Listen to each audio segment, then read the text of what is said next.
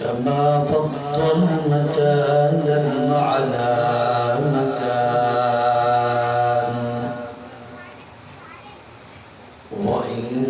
وإنسانا على إنسان ونشهد أن لا إله إلا الله وحده لا شريك له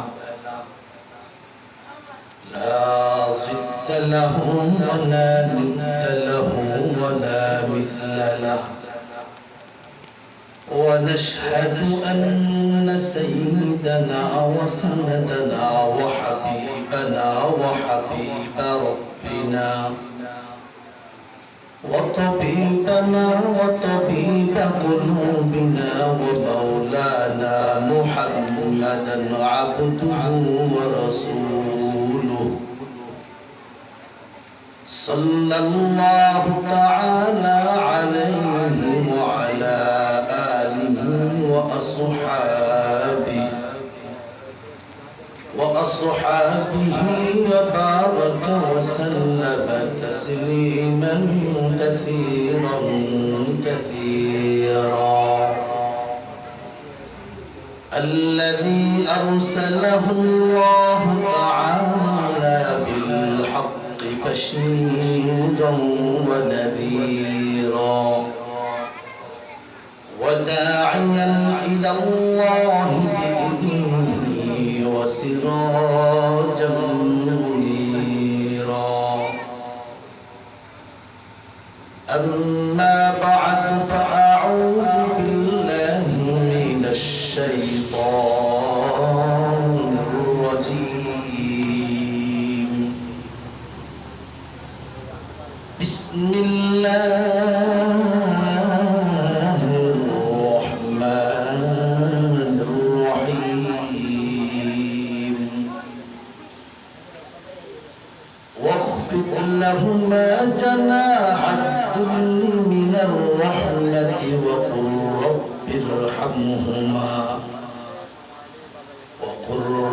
ارحمهما كما ربياني صغيرا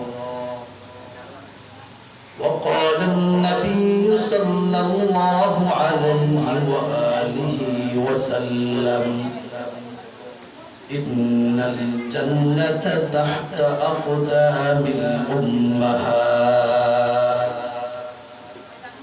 أو كما قال النبي عليه الصلاة والسلام صدق الله مولانا العظيم وصدق رسوله النبي الكريم ونحن على ذلك من الشاهدين والشاكرين والذاكرين والحمد لله رب العالمين سبحانك لا علم لنا إلا ما علمتنا إنك أنت العليم الحكيم رب اشرح لي صدري ويسر لي أمري واحلل عقدة من لساني يفقه قولي قولك مختار خبات كبنايا قولك مختار خبات كبنايا उम्मत की निगहबान खुदा तुमको बनाया उम्मत की निगहबान खुदा तुमको बनाया या रब मेरी आँखों में समा जाए मदीना या रब मेरी आँखों में समा जाए मदीना मुद्दत से समा मेरा दिल में तमन्नाए मदीना मुद्दत से मेरा दिल में तमन्नाए मदीना तलवार पकड़ होके निकल मैदान आसीर तलवार पकड़ होके निकल मैदान आसीर दुश्मन की मुकाबिल लगा नारे तकबीर दुश्मन की मुकाबिल लगा नारे तकबीर जिक्र हक मदगज़ाई रूह रा जिक्र हक मदगज़ाई रूह रा मरहमा इन दिल मजरूह रा ला इलाहा इल्लल्लाह ला इलाहा इल्लल्लाह ला इलाहा इल्लल्लाह ला इलाहा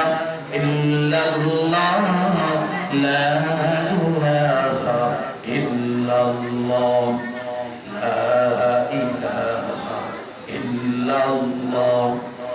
ला इलाहा इल्लल्लाह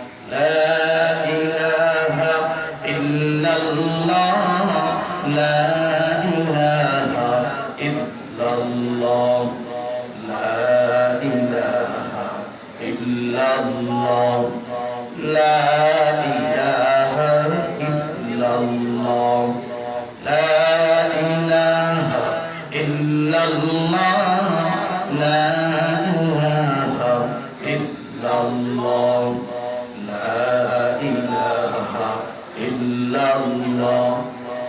ला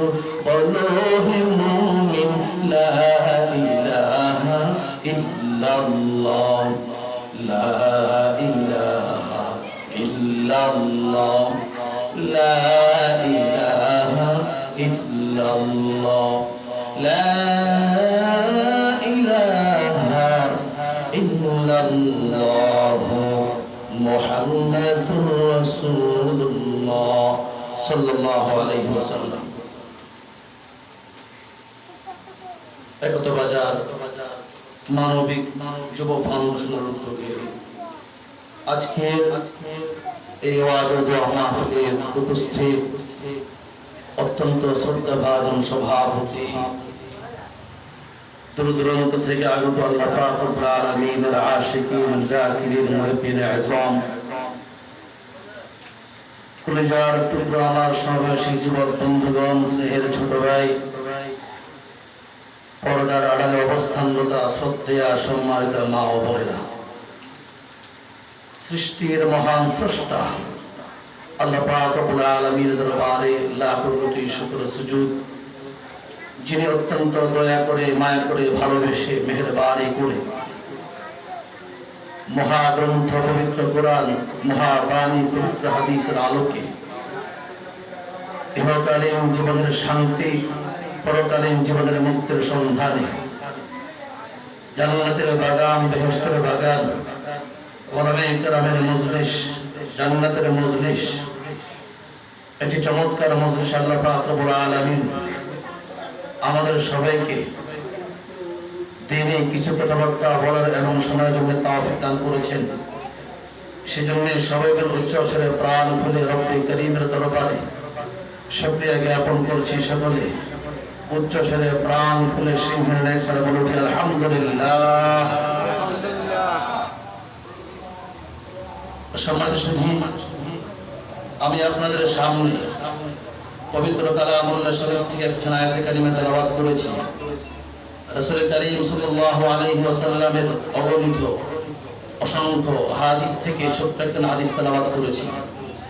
তেলাওয়াতকৃত আয়াত এবং তেলাওয়াতকৃত হাদিসকে সামনে রেখে আল্লাহ পাক রব্বুল আলামিন আমাকে মুসলিম উম্মাহের জন্য অতীব জরুরি এবং আমার সামনে আপনারা যারা বসেছেন আল্লাহ পাক রব্বুল আলামিন আমাদের সবাইকে আমলের নিয়তে ইখলাসের নিয়তে যেটুকু আলোচনা হবে ধৈর্য সহকারে শ্রবণ করার তৌফিক দান করুন, সকল বলি আমিন।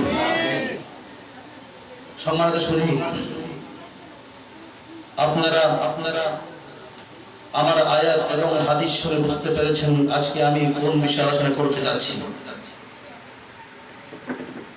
আমাকে কর্তৃপক্ষ কি নোটিশ দিয়েছেন কোন বিষয়ে আলোচনা করব। মানবিক কাজ নিয়ে আলোচনা করতে বলা হয়েছে।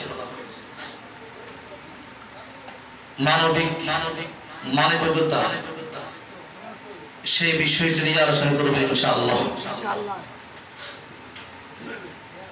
সম্মানিত সুধী, মানবিক যত কাজ আছে তার মধ্যে সবচেয়ে বড় কাজ হচ্ছে আমরা যারা পৃথিবীতে আছে আল্লাহ পাক রব্বুল আলামিন আমাদের একের উপর একজনের জন্য আরেকজনের উপর আল্লাহ পাক রব্বুল আলামিন কিছু হক নির্ধারণ করে দিয়েছেন। ওই হকগুলোকে যথাযথ আদায় করা, এটি হচ্ছে মানবিকতার সবচেয়ে বড় কাজ। তো আজকে আমি আপনাদের সামনে যে বিষয় নিয়ে আলোকপাত করতে যাচ্ছি, এই বিষয়টা নিয়ে আপনারা অনেক আলোচনা শুনেছেন, অনেক আলোচনা হয়েছে। বাকি আজকে আমি ভিন্নভাবে আপনাদের সামনে আলোচনা করব ইনশাআল্লাহ। আমি চাচ্ছি একটি বিষয়ের উপর আলোচনা করার জন্য, যাতে করে এমনটা না হয় 1 ঘন্টা আলোচনার পর আপনারা বলে বেড়াবেন 1 ঘন্টা আলোচনা হয়েছে, কি আলোচনা হয়েছে বক্তাও জানে না, আমরাও এমন যেন না হয়। সেজন্য একটি বিষয়ের আলোকে আমি আলোকপাত করতে চাচ্ছি। সম্মানিত সুধী, আজকে আমি যে বিষয় নিয়ে আপনাদের সামনে আলোচনা করতে যাচ্ছি, আমার বিষয়বস্তু হচ্ছে পিতামাতার হক। সকলে একবার আমার সাথে বলুন, আজকে আমরা এখানে যে বিষয় নিয়ে আলোকপাত করতে চাচ্ছি, বলেন বিষয়বস্তু কি? পিতামাতার হক। সবাই বলেন পিতামাতার হক। আচ্ছা বলেন তো দেখি, পিতামাতার হক নিয়ে আলোচনা করার দরকার আছে কি নাই? জনগণ আছে কি নাই? পৃথিবীতে যত বিষয়বস্তু আছে সবচেয়ে কঠিন বিষয়বস্তু হচ্ছে হক। কি হক? কাল কিয়ামতের ময়দানে এমন কিছু লোক আল্লাহর সামনে উপস্থিত হবে, দাঁড়াবে, যাদের সামনে নেকির স্তূপ থাকবে, নেকির বিশাল স্তূপ নিয়ে দাঁড়াবে। ওই লোকগুলো মনে মনে ভাববে, আমাকে আমার রব কখন জান্নাতে যাওয়ার অনুমতি দিবেন, আমি জান্নাতে চলে যাব। শুধু অনুমতির অপেক্ষায় থাকবে। নেকির বিশাল স্তূপ। এই লোকটা শুধু একটা আদেশের অপেক্ষা, রব আমাকে অনুমতি দিবেন, আমি জান্নাতের গেট দিয়ে দৌড় দিয়ে জান্নাতে প্রবেশ করব। সামান্য সময়ের ব্যবধানে এই লোকটির বিরুদ্ধে কয়েকজন লোক উঠে দাঁড়াবে, আল্লাহর কাছে আপিল করবে, মালিক যে লোকটিকে আপনি অনুমতি দিয়ে জান্নাতে প্রবেশ করাবেন, এই লোকটির বিরুদ্ধে আমার একটা আপিল আছে। আল্লাহ বলবেন, তোমার কি আপিল? উপস্থাপন করো। লোকটি বলবে, রব আমার আপিল হচ্ছে এই লোকের বাড়ির সাথে আমার বাড়ি ছিল, এই লোকটা তার ঘর করবে, এই লোকটা তার ঘর করার সময় সে জুলুম করে অন্যায় ভাবে আমার জমি থেকে 2 হাত জমি নিয়ে গেছে। এই লোকটা আপিল করবে। আল্লাহ বলবেন, আল্লাহ তুমি আপিল করেছো, এখন আমি এখানে কি করতে পারি বলো? লোকটি বলবে, রব্বে কারীম সেই দিন আমি থানায় মামলা করতে গিয়েছিলাম, সেই দিন এই লোকের বিরুদ্ধে আমি উকিলের পিছে পিছে ঘুরেছিলাম, কিন্তু উকিল সাহেবরা আমার মামলা গ্রহণ করেন নাই, থানার প্রশাসন আমার মামলা গ্রহণ করেন নাই, বরঞ্চ আমাকে বলে দিয়েছেন চুপচাপ থাকো, বেশি বাড়াবাড়ি করলে কিন্তু অবস্থা খারাপ হয়ে যাবে। সেই দিন প্রশাসন আমার আবেদন গ্রহণ করে নাই, আমার আপিলকে প্রত্যাখ্যান করেছে, কিন্তু আজকে আপনার সামনে আমি মামলা দায়ের করেছি, আজকে এই ব্যক্তিকে আমি ছাড় দেব। নাউজুবিল্লাহ বলেন। আল্লাহ পাক রব্বুল আলামিন বলবেন, ওই লোকটিকে বলবে, হে সওয়াবের মালিক, হে নেকির মালিক, এই লোকটা যা বলছে তা ঠিক? লোকটি বলবে হ্যাঁ ঠিক। বলবে এখন কি তুমি জমির পদ্মা জমি দিতে পারবে? লোকটি বলবে না, এখানে তো কোনো সুযোগ নেই।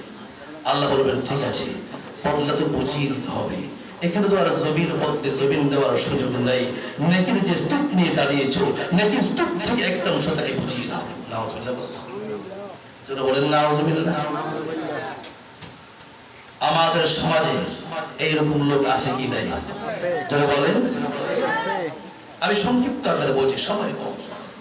এইভাবে একজনের পর একজন আপিল করতে থাকবে, একটা সময় দেখা যাবে যেই পরিমাণ নেকির স্তূপ নিয়ে উঠেছে, তার নেকির স্তূপের সম্পূর্ণ নেকি শেষ হয়ে গেছে, নেকির স্তূপ শেষ, কিন্তু আপিলের লোক কমে নাই, আর কিছু লোক আপিল করতে দাঁড়িয়ে গেছে। আল্লাহ পাক রব্বুল আলামিন বলবেন, অনেকে আপিল করেছে, তাদেরকে সওয়াব দিয়ে তাদের মামলা বুঝিয়ে দিয়েছি, কিন্তু তোমরা আপিল করতেছো, সওয়াবের স্তূপ থেকে সওয়াব তো শেষ হয়ে গেছে, এখন তোমাদেরকে কি দেব?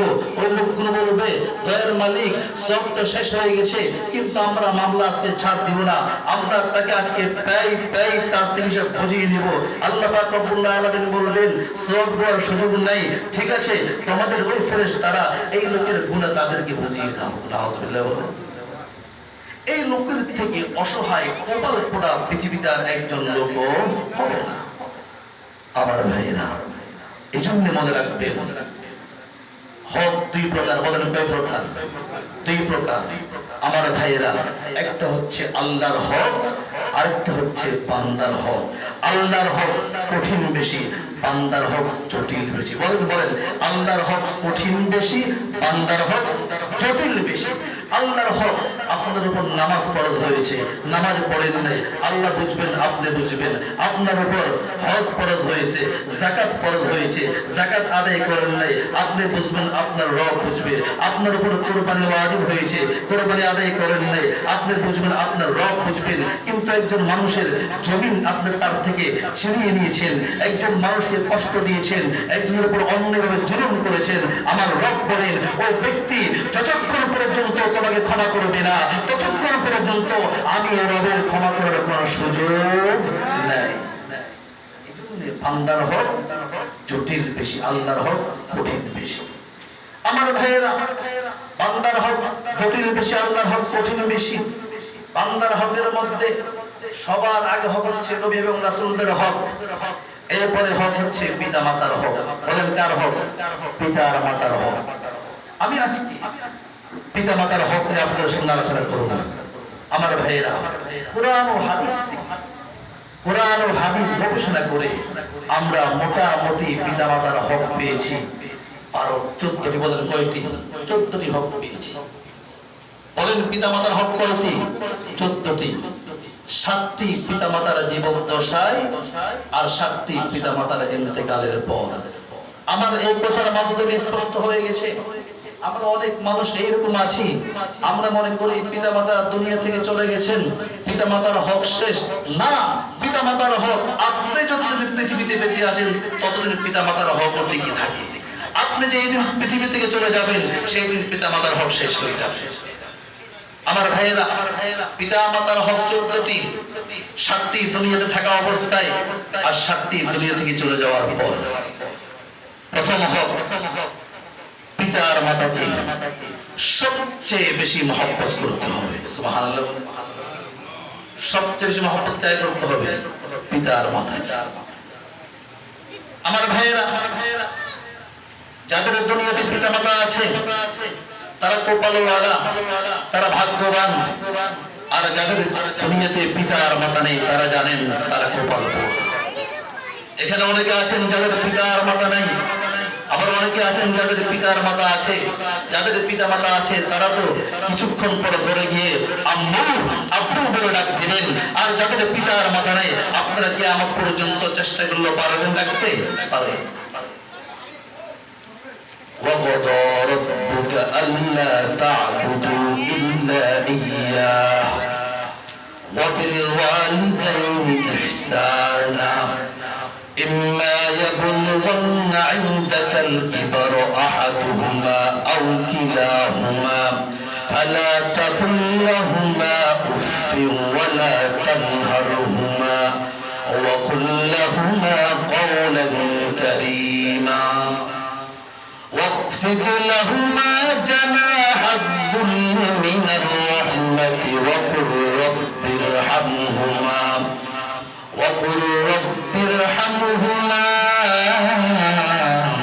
كما ربياني صغيرا।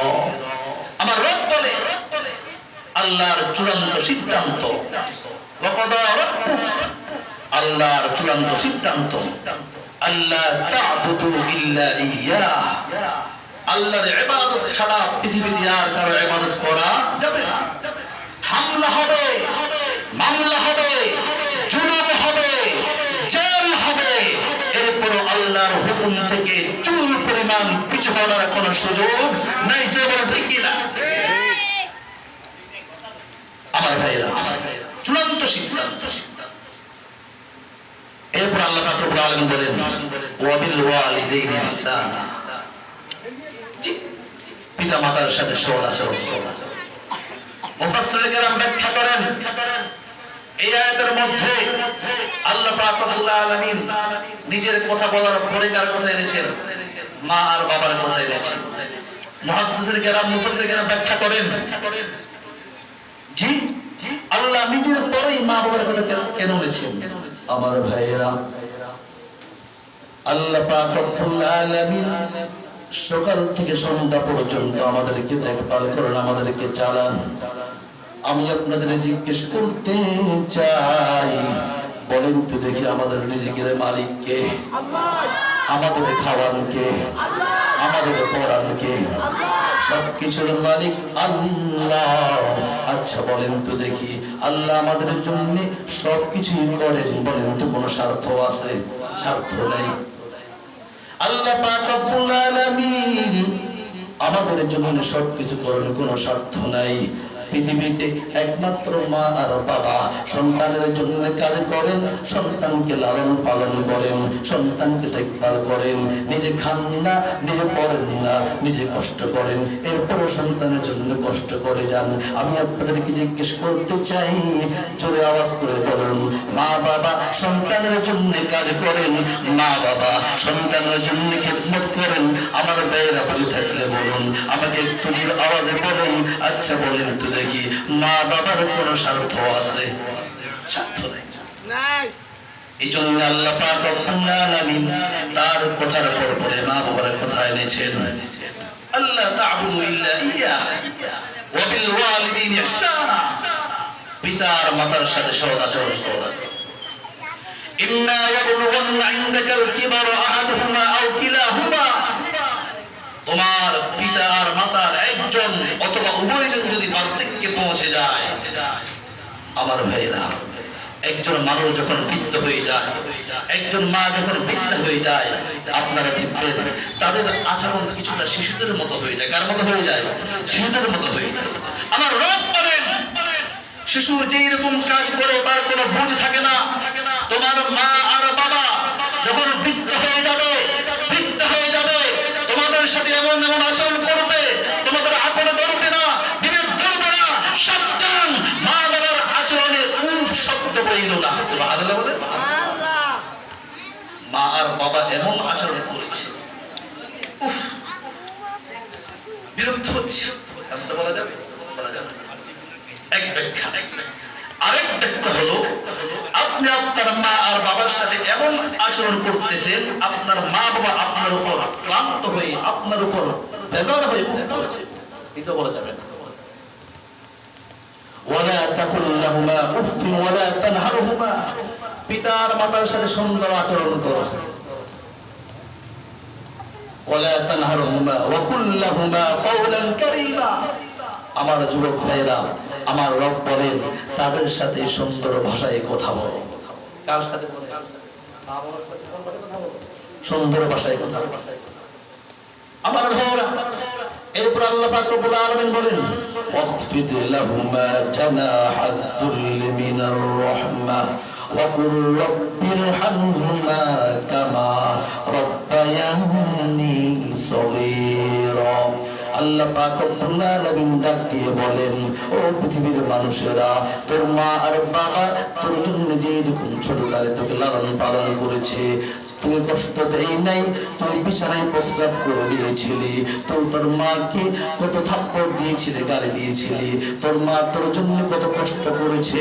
ওরে সন্তান সাবধান, তুই বড় হয়ে গেছিস, এবং তুই তোর মার উপর কোনো অন্যায় করিস না, জুলুম করিস না, বরঞ্চ তুই তোর রহমতের ডানা তোর মা বাবার জন্য বিছিয়ে দে। আমার ভাই, মুরগির বাচ্চা, মুরগির বাচ্চা ছিলেন, মুরগির বাচ্চাগুলো বলেন, মুরগি তার বাচ্চাগুলোকে কিভাবে ডেকে রাখে? আকাশ দিয়ে বাজ পাখি যায়, আকাশ পথে চিল যায়, আকাশ পথে কাক যায়, ওই মুরগি তার বাচ্চাগুলোকে এমন ভাবে ঢেকে রাখে, ডানা দিয়ে এমন ভাবে আগলে রাখে, চিল মুরগির উপর আঘাত করে, বাজ পাখি মুরগির উপর আঘাত করে, কাক মুরগির উপর আঘাত করে, এরপরও একটা মুরগির বাচ্চা কিন্তু কাক নিতে পারে না। আমার রব বলেন, ও যুবকেরা, ও আমার বান্দারা, তোমরাও তোমাদের আব্বু, তোমাদের আম্মু, তোমাদের মা, তোমাদের বাবা যখন বার্ধক্যে পৌঁছে যাবে, বুড়ো হয়ে যাবে, বৃদ্ধ হয়ে যাবে, তুমি যুবক, তোমার শক্তি আসে, তোমার শক্তি আছে, তুমি তোমার মা আর বাবাকে ওই মুরগির মতো আগলে রাখো। পৃথিবীর কোন অপশক্তি, পৃথিবীর কোন জুলুম যেন তোমার আম্মু আব্বুর উপরে যেন আসতে না পারে। সুবহানাল্লাহ। খেদমাশি তোর দোয়ালম মুখতেয়ার, খেদমতে মা দরপে দরতুন সুবহ শাম, তাকে পাশি তোর দোয়ালম নেকুনা। পিতা মাতার খেদমত, পিতা মাতার খেদমত করো।